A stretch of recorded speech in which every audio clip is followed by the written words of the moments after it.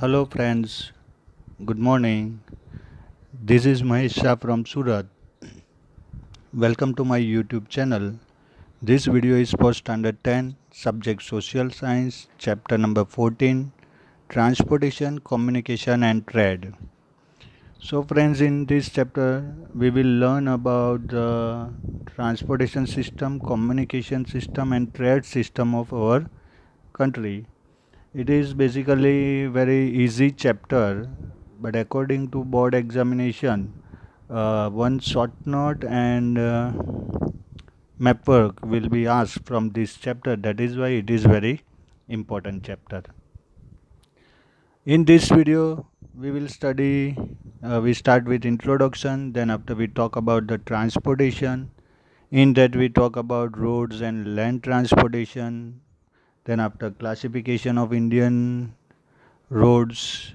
Then after we talk about traffic problem of our country. Then after we talk about railway, waterways, airways, other means of transportation, communication, trade, and finally there is an exercise given for your revision work. So these all things you learn from your lower standard. I think from third standard you learn about different kind of transportation and communication. So there is nothing new, but the datas are very important. Here you learn all kind of datas, statistical datas, which are very important for the examination. So before I start my video, I would like to tell you that like the channel, like the video, subscribe the channel and press the bell icon so you will get notification of part 2 and other videos of your social science. So let's start with the introduction. Chapter 14, Transportation, Communication and Trade. So what is the importance of transportation? That is the main thing. So this is the important that transport technology help traders to have links with other traders. Communication helps to know what is happening in other parts of the country. Helps transport people and commodities. Help in defense of the country and shorten distances. So this is the importance what is called transportation. So this is the definition of that. Transportation or transport movement of the people, animal and goods from one location to another. Modes of transport includes air, road, water, cable, pipeline, different. The field can be divided into infrastructure, vehicles and uh, operation. Transport is important because uh, it enable trade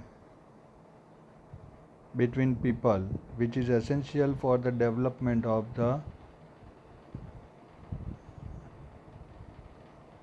civilization. Okay, so in simple term, what is the transportation? That movement of the people by any kind of means, that is called transportation. This is the simple term of the transportation. So earlier time, if we talk about Harappa and Mohenjo-daro civilization, uh, there was not this kind of development was there, and due to that transportation was not like today's transportation. So uh, it is a part of the development or growth. When your country developed and more developed, then you find the change in this kind of systems. For example, in early stage of the development, countries start all kind of physical development due to economy. In that case, sometimes urban areas developed, minor facilities given in the beginning, then after road construct, gutter lines, drainage lines develop, then after road becomes more big, 2 lane, 4 lane, 6 lane, highways develop, then after on highway street lights can be uh, developed by the government.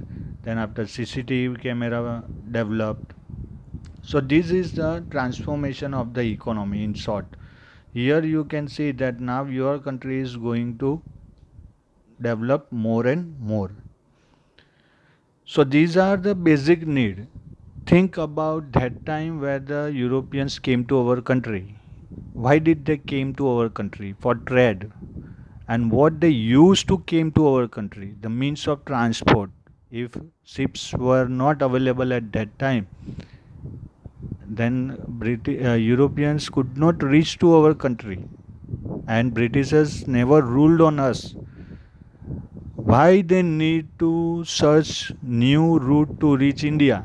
Because they started industrialization in Europe, and that was the impact. Now, what is the important thing to understand? That due to industrialization, what the things next to industrialization was necessary, that is transport. So today the same scenario is there. In your country, if industries are going to develop and if you are not providing them two things, transportation and communication, then ultimately that kind of industries never be flourished. So this is the importance of transportation and communication, and trade is completely depend on these two factors. That is why it is very important to understand the transportation and communication system of our country. So let's take your textbook word. What is the thing is mentioned in that? The movement of people and goods from one place to another is called transportation. In general terms, the process of going from one place to another is known as transportation. The transportation has an important contribution in economic and physical progress. See, the two things are there, economic and physical progress. Due to transportation, the exchange of goods and people is made possible. So, this transportation also work during our freedom fighting time. How? That if Britishers not started railway lines and not developed different kind of roads, then people not easily met to each other, and the feeling of nationalism could not spread among all the people of our country. So this is very simple, that due to transportation it is very easy to exchange of good and the thoughts of the people. Distant places can be linked through transportation. For example, nowadays if you want to go to Kashmir to Kanyakumari, you can reach in a 7 8 hours only. The distance is more than 3000 kilometer, but due to faster transportation now it is very easy, and due to communication now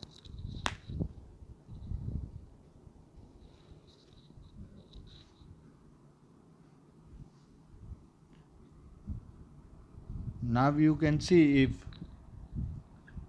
then via social media platform, due to internet, you can contact to anyone at any time. Via call you can contact to anyone at any time. Why? Because now communication is easy, so all the people are getting benefit, taking advantage of this faster communication. Same thing happen in transportation also. National integration and processes like industrialization and urbanization are made possible due to transportation. Earlier, there was less interaction among people in comparison with today. Now, people make use of communication equipments more and more for exchanging messages, mails, telephone, cell phones, and internet services are being used very widely. India has launched satellite for space research. This has improved the telecommunication services very much. Trade is the tertiary economic activity, third economic activity. First कौन सी है? Agriculture. Second कौन सी है? तो industries. और third जो है वो trade है. Trade encourages production activity. No country can ever be self reliant totally. तो दुनिया की कोई भी कंट्री सेल्फ रियलेंट नहीं है. कोई ना कोई तो रॉ मटेरियल या फिनिश प्रोडक्ट के लिए मार्केट उनको चाहिए ही है, यानी all the countries are depend on each other. So it has to make exchanges with other countries. For example, the agro products of India are sent to Middle Eastern countries and we import date palms and mineral oils from them. तो middle eastern country में कौन कौन आता है? तो Saudi Arabia, Iran, Iraq, ये जो countries है वो मिडल ईस्ट में आती है. So what is the meaning of the sentence that all the countries are depend on each other? सभी कंट्री डेवलप्ड हो या डेवलपिंग हो या अनडेवलप्ड हो, सबको एक दूसरे की हेल्प की ज़रूरत है. Otherwise development is not flourish, development is not done completely, और ये लाइफ लॉन्ग प्रोसेस है. तो सबसे पहले हम बात करते हैं ट्रांसपोर्टेशन की. So see these are the means of transportation. अब ये आपको बताने की ज़रूरत नहीं है कौन से हैं, you all know this. Early man use to live a wonder life, but after the invention of agriculture he started living a sedentary life. तो अर्ली ह्यूमंस जो थे स्टार्टिंग में वो एक प्लेस से दूसरी प्लेस घूमते रहते थे. फिर जब एग्रीकल्चर की इन्वेंशन हुई तो उन्होंने सेटल लाइफ चालू की. Earlier he use to carry his things himself. Starting में जो भी था वो अपने हिसाब से उठा के जाते थे. In due course he started using animals as beast of burden in agriculture and animal husbandry. फिर धीरे धीरे उन्होंने एनिमल का यूज़ करना सीखा. उनके पास से सब जो हैवी वेट थे वो एनिमल को ट्रेन करते थे. In modern period auto vehicles are use more than animals in transportation. तो पहले बुलोक कार्ट, हॉर्स कार्ट ये सब चलता था, अब तो ऑटो रिक्शा, कार्स ये सब आ गया है. The types of transportation are affected by factors like location, climate, relief, human population etcetera. तो ट्रांसपोर्टेशन किस टाइप का होगा उसके ऊपर जो फैक्टर्स इफेक्ट करते हैं उसमें एक तो कौन सा लोकेशन है. जैसे डेजर्ट रीजन में कार नहीं चलेगी, वहाँ पे आपको एनिमल ही यूज़ करना पड़ेगा. माउंटेनियस रीजन में वहाँ पे भी नहीं होगा, तो ये देखना पड़ता है. फिर क्लाइमेट देखना पड़ता है कि हॉट है, कोल्ड है, रेनी है. फिर ह्यूमन पॉपुलेशन देखनी पड़ती है कि कम पॉपुलेशन होगी तो वहाँ पे कम व्हीकल होंगे, पर जहाँ पे ज़्यादा पॉपुलेशन होगी वहाँ पे फिर मेट्रो, अलग अलग टाइप की BRTS बसेस, गवर्नमेंट बसेस, तो ये फैसिलिटी आपको डेवलप करनी पड़ती है. और जो है ये डिपेंड करता है ये सब फैक्टर के ऊपर. Moreover some cultural factors like technical development, economic development, market and capital investment, political decisions etcetera also affect the transportation. पर ये जितने भी फैक्टर है वो बेसिकली डेवलपिंग नेशन में ज़्यादा इफेक्ट करते हैं, क्योंकि डेवलप नेशन के पास तो इतना पैसा है कि वो लोग कोई भी फैसिलिटी का डेवलपमेंट कर सकते हैं. Transportation is carried out by roads and railways in plain regions. जहाँ पे प्लेन होगा, मैदान होगा, वहाँ पे आप रोड, रेलवे डेवलप कर सकते हो. In mountainous region animal and man are use. For example yak in the extreme places in Himalaya. Himalaya में आप जाओगे तो वहाँ पे हाइट पे आपको याक जो है एनिमल है उसको यूज़ करते हैं for transportation of goods. During ascent to Everest, Bhotia people who are better mountaineer also work as laborer to carry goods. तो एवरेस्ट पे आप जाओगे जब, तो वहाँ पे भोटिया करके लोग होते हैं जो अच्छे माउंटेनियर्स होते हैं. वो इजीली उनका डेली रूटीन होता है, इसलिए जल्दी चढ़ जाते हैं, उतर जाते हैं, उनको ज़्यादा प्रॉब्लम नहीं होता है. तो वो लेबरर वर्क करते हैं कि हमारा जो भी गुड्स है वो उठा के ऊपर तक ले जाते हैं. It is very hard work job. Besides elephants, mules and horses are use in the mountainous forest. इसके अलावा अगर फॉरेस्ट में हम देखने जाएं तो एलिफेंट है, मुल्स है, हॉर्स है, वो भी यूज़ होते हैं. Camel is best for transportation in desert. Desert में कैमल सबसे बेस्ट है. You might have seen a woodcutter carrying wood on his head. On railway station, the coolies are also seen carrying luggage on their head. Ship or a small boat is used as transport vehicle near the sea coast or where the river is fairly deep and is perennial. तो जहाँ पे river deep होगी वहाँ पे boat है, छोटी छोटी boat है, स्मॉल बोट है, वो सब यूज़ होता है. तो इस तरह से कौन सा रीजन है, लोकेशन कौन सा है, उसके हिसाब से डिसाइड होता है कि वहाँ पे ट्रांसपोर्टेशन सिस्टम किस तरह से डेवलप होगी। अब हम बात करें तो रोड एंड लैंड ट्रांसपोर्ट की बात करते हैं।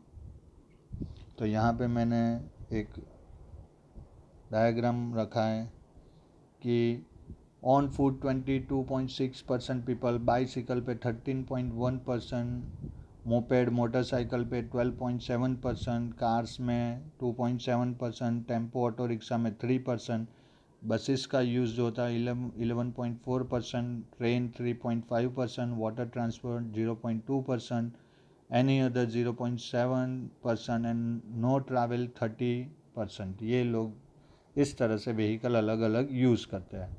अब रोडवेज के टाइप हम अगर देखें तो express way, national highway, state highway, district road और विलेज रोड, ये जो भी है वो आप लोअर स्टैंडर्ड में पढ़ के आए हो। अब यहाँ पे देखिए the goal of land transport, तो reduce transportation cost, increase performance, short time to deal, generate additional income and increase safety in the work place. तो ये इसके रोड ट्रांसपोर्ट के गोल है जो आपके टेक्स्ट बुक में नहीं है। Roadways were important in transportation since ancient times. There was a road network of highways during the rules of Samrat Ashok and Chandragupta Maurya. उनके टाइम में भी रोड थे।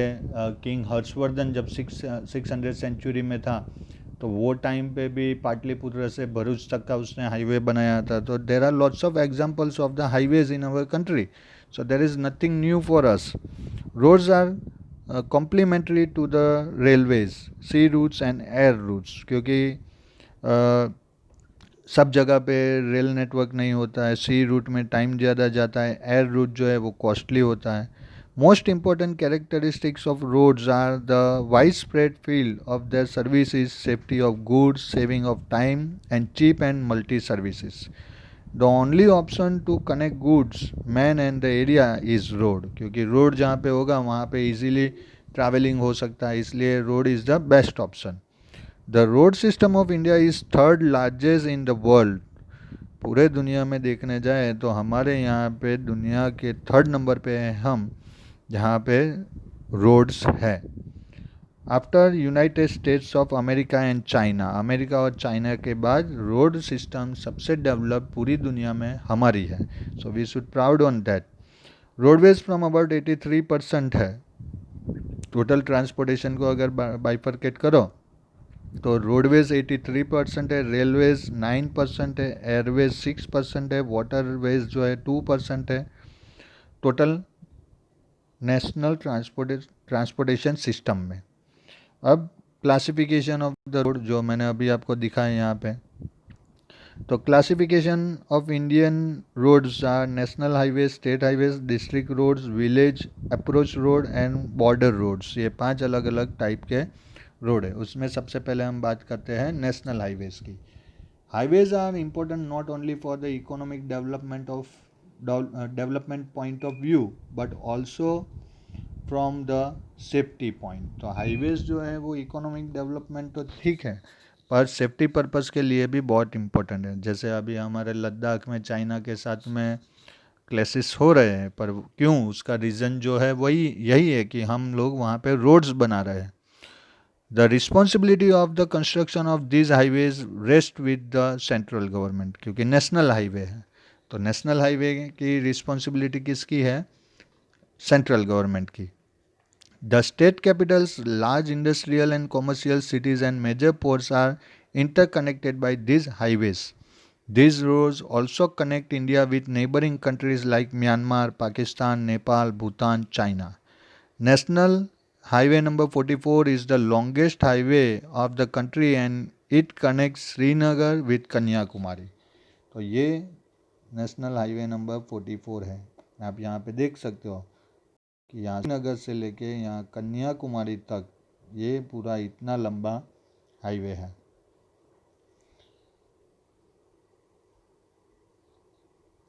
Four metro cities Delhi, Mumbai, Chennai and Kolkata will be interlinked by Golden Quadrilateral Highway System। तो वो भी मैं आपको दिखा देता हूँ कि यहाँ पे अगर आप देखो तो ये जो है ये पूरा ये गोल्डन क्वाड्रिलेटर हाईवे सिस्टम है जो इंडिया के 4 मेन जो सिटीज़ है उसको जोड़ता है। National highway number 27, 41, 47, 141, 147 etcetera passes through Gujarat. Gujarat में से कौन कौन से पास होते हैं तो यहाँ पे है मैप में। तो 27, 41, 47, 141 एंड 147 टोटल 5 जो हाईवेज हैं वो गुजरात में से पास होते हैं। This number are change by the government of India in 2011। तो ये हाईवेज के जो नंबर होते हैं वो गवर्नमेंट अपने हिसाब से चेंज करते रहते हैं। ये हाईवे नंबर 44 यहाँ पे आपको पूरा दिखेगा। ये देखिए यहाँ से चालू होके यहाँ तक।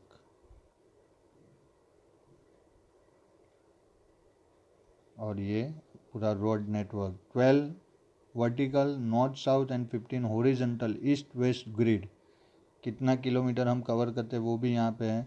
Currently 18,800 kilometre of 30,100 kilometre of national highways is 4 lane. Balance 6,500 kilometre state and other roads need to be made national highway with 4 lanes. तो जैसे जैसे डेवलपमेंट होता है वैसे वैसे स्टेट हाईवेज को नेशनल हाईवे में कन्वर्ट किया जाता है। देखिए national highway number 44 is the longest national highway in India with a length of 3,445 kilometre. इतना लंबा है ये। Considering from total population of view, Chandigarh, Pondicherry, Delhi, Goa states have more number of national highways. Next come the states of Mizoram, Arunachal Pradesh, Meghalaya, Manipur, etc. The total length of national highway is less in those states like UP, West Bengal, Bihar, Madhya Pradesh, Rajasthan, Maharashtra and Gujarat where there is more population. तो population के हिसाब से अगर highways कम है ऐसे state में अगर नाम देखने जाए तो उसमें आता है उत्तर प्रदेश, वेस्ट बंगाल, बिहार, मध्य प्रदेश, राजस्थान, महाराष्ट्र और गुजरात। तो ये ट्रिकी क्वेश्चन है जो एग्जाम में इस तरह से भी पूछा जा सकता है। That mention the state which having high population and less number of highways, national highways. तो ये नाम आपको याद रखना है। उसके बाद जो आता है वो है स्टेट हाईवेज। तो ये है state highways. There are main roads running within the states. They connect important town cities of state with national highways. This are generally one lane but two lanes are always be preferred. They have modern type of bituminous or concrete surfacing. The construction and maintenance of these roads are usually carried out by the state government. तो simple term है कि जो state government की authority में आता है और जो स्टेट के सिटीज़ को कनेक्ट करता है वो स्टेट हाईवे हो गया। ये अलग अलग टाइप के माइलस्टोन है जिससे आपको पता चले कि किस तरह का कलर होगा तो वो कौन सा हाईवे होगा। तो yellow colour indicate national highways, green state, black city district road and red जो होता है वो रूरल विलेज रोड के लिए यूज़ होता है। State highways are important for the trade and industries. These roads are connected to all district and the national highways. The responsibility of the construction and maintenance of these roads lies with the state governments. उसके बाद आता है district. तो district road, these roads connect villages and the main cities with the district headquarters and the headquarters of talukas and districts. Earlier these were all unmetal road यानी कच्चे road थे, but now most of them are converted into metal road, पक्के road बना दिए गए हैं। These are maintained by district panchayat. तो इसकी जो रिस्पॉन्सिबिलिटी है वो डिस्ट्रिक्ट पंचायत की होती है। उसके बाद आता है विलेज रोड, जो विलेज को डिस्ट्रिक्ट से कनेक्ट करता है वो village road. The construction and the maintenance of this road is done by gram panchayat. This road which connect the road passing the villages are unmetal and so these are not useful in rainy season. Under प्रधानमंत्री ग्राम सड़क योजना attempts are made, ये नाम याद रखना, प्रधानमंत्री ग्राम सड़क योजना attempts are made to improve the village transportation. Under the scheme, a large scale work is undertaken to convert these roads into metal road. तो प्रधानमंत्री ग्राम सड़क योजना के अंतर्गत जितने भी विलेज रोड है, जो कच्चे रोड है, अनमेटल रोड है, उनको मेटल रोड में कन्वर्ट करने का वर्कआउट चालू हो गया है। उसके बाद आता है बॉर्डर रोड्स, जो बॉर्डर पे होते हैं वो बॉर्डर रोड्स। तो यहाँ पे हमारी बॉर्डर बहुत सारी कंट्रीज से मिलती है, तो यहाँ पे हमारे पास बहुत सारे बॉर्डर रोड है, जैसे बांग्लादेश है, म्यांमार है, नेपाल है, भूटान है, पाकिस्तान, अफगानिस्तान, चाइना।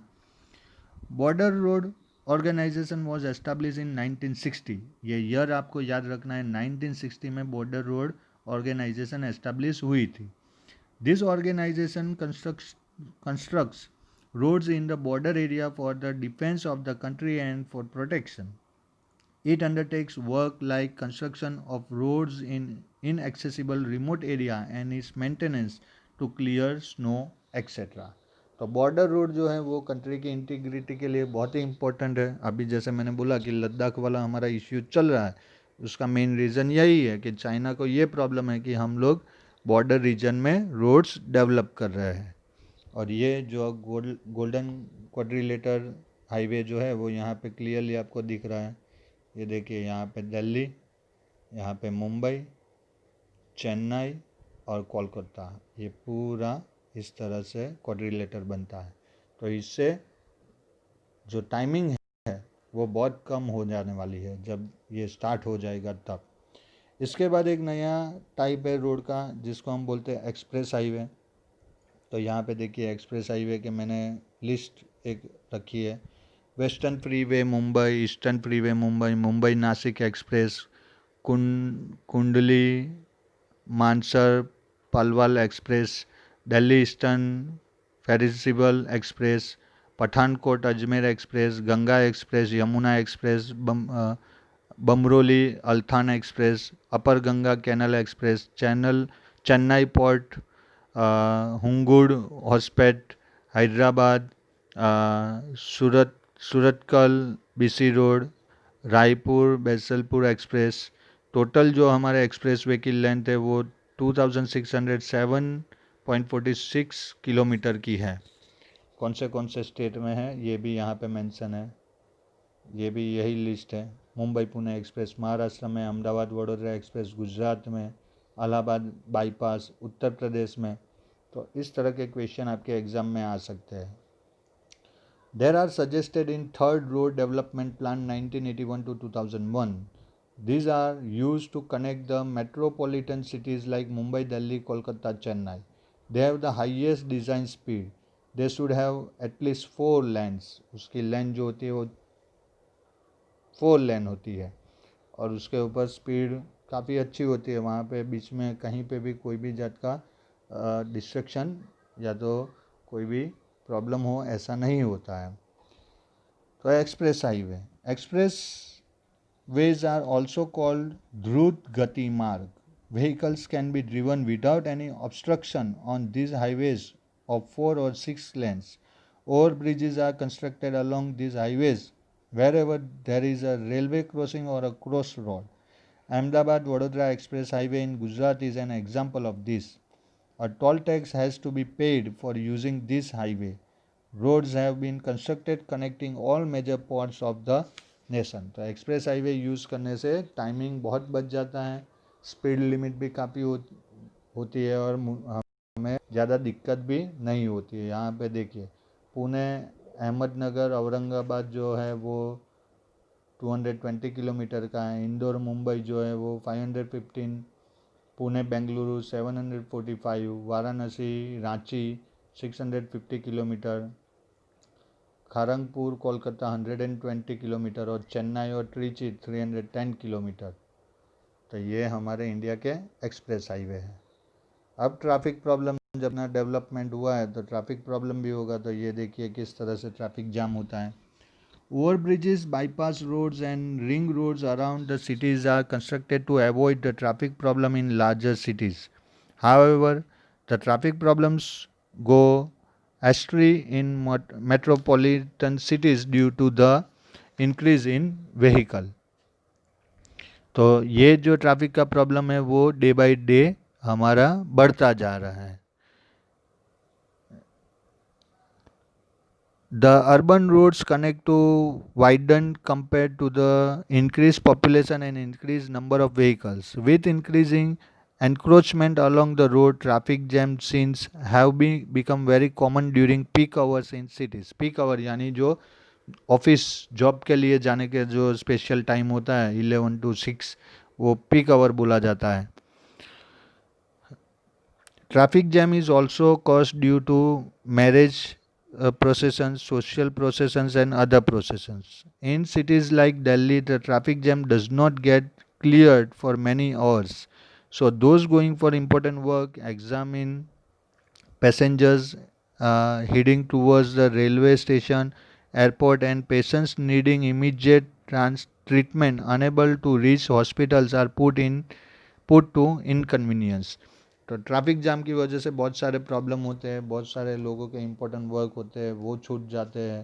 किसी को एग्ज़ाम देने जाना है, कोई इमरजेंसी है, मेडिकल इमरजेंसी है, तो यहाँ पे ये सब प्रॉब्लम क्रिएट होते हैं. तो उसके लिए ट्रैफिक अवेयरनेस होनी बहुत ज़रूरी है.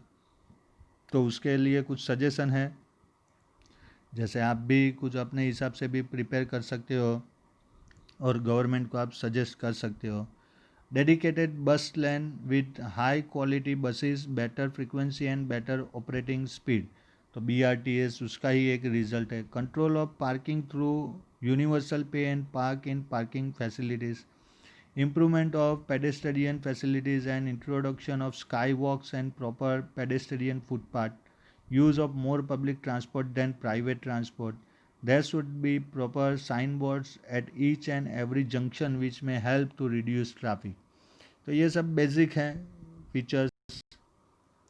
इग्नोरेंस ऑफ ट्रैफिक क्यों होता है, तो ट्रैफिक रूल फॉलो नहीं करते, नैरो रोड्स होते हैं, मिक्स ट्रैफिक होता है, absence of bypass, lake of pedestrian facility, इनएडिक्वेट parking place, encroachment and large number of auto rickshaw, no lane system and discipline, inadequate and insufficient public transport facility, severe congestion on most of the city roads during peak hours.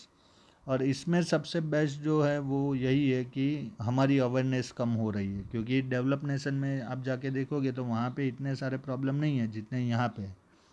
तो आपके text book में कुछ solution लिखे हैं वो देखते हैं. If you are a student and if you do not have a driving licence you should not drive a vehicle. तो आप 10th में हो, आपके पास अभी लाइसेंस नहीं है तो आप व्हीकल यूज़ नहीं कर सकते हो, पर आप में से बहुत सारे व्हीकल लेके स्कूल जाते हैं. You can contribute this way in solving traffic problem. तो अगर आप व्हीकल लेके नहीं जाते हो तो आप इसमें हेल्प कर रहे हो. Second, do not overtake unless it is necessary. खाली स्पीड में चलाने का कोई मीनिंग नहीं है. Two wheelers like cycle, scooter etcetera should be driven only on the left side of the road. बीच में नहीं चलाना चाहिए, लेफ्ट साइड में चलाना चाहिए.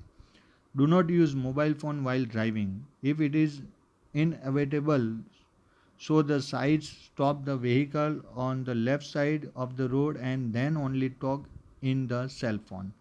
Allow the vehicles like 108 ambulance and fire brigade to pass first. Do not create noise by blowing unnecessary horn. Follow the rules of traffic. Walk down to nearby places or use a cycle. At night, use deeper only if it is absolutely necessary.